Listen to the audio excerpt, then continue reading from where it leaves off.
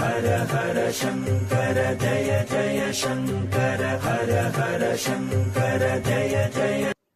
வைகாசி விசாகம் 2024 முருகப்பெருமானை வழிபட வேண்டிய நேரமும் படைக்க வேண்டிய நைவேத்தியமும்.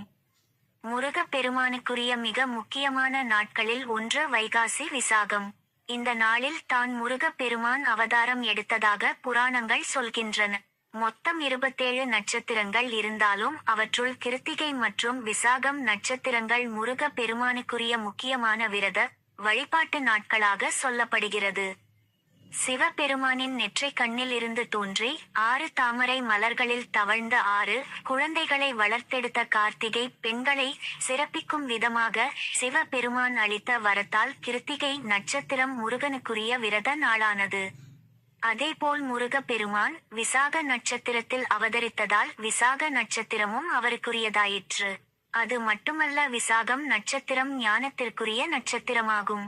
அதனாலேயே விசாக நட்சத்திரத்தில் தோன்றி குழந்தை பருவத்திலேயே தந்தைக்கே வேதத்தின் பொருள் உரைத்தவன் என்பதாலேயே முருகனை ஞான பண்டிதன் என்றும் தகப்பன் சுவாமி என்றும் அழைக்கிறோம். வைகாசி விசாகம் 2024 திருச்செந்தூர் முருகனுக்கும் வைகாசி விசாகத்திற்கும் இப்படி ஒரு தொடர்பா? வைகாசி மாதத்தில் வரும் பெளர்ணமியும் விசாகம் நட்சத்திரமும் இணைந்து வரும் நாளை வைகாசி விசாகமாக கொண்டாடுகிறோம். இந்த ஆண்டு வைகாசி விசாகம் மே 22 புதன்கிழமை வருகிறது.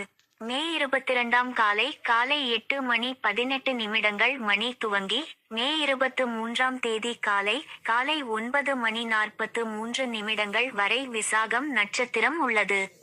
இதனால் வைகாசி விசாகம் விரதம் இருப்பவர்கள் மே 22 தேதி நாள் முழுவதும் விசாகம் நட்சத்திரம் உள்ளதால் அன்றைய தினம் விரதம், வழிபாடு, பூஜைகளை மேற்கொள்ளலாம்.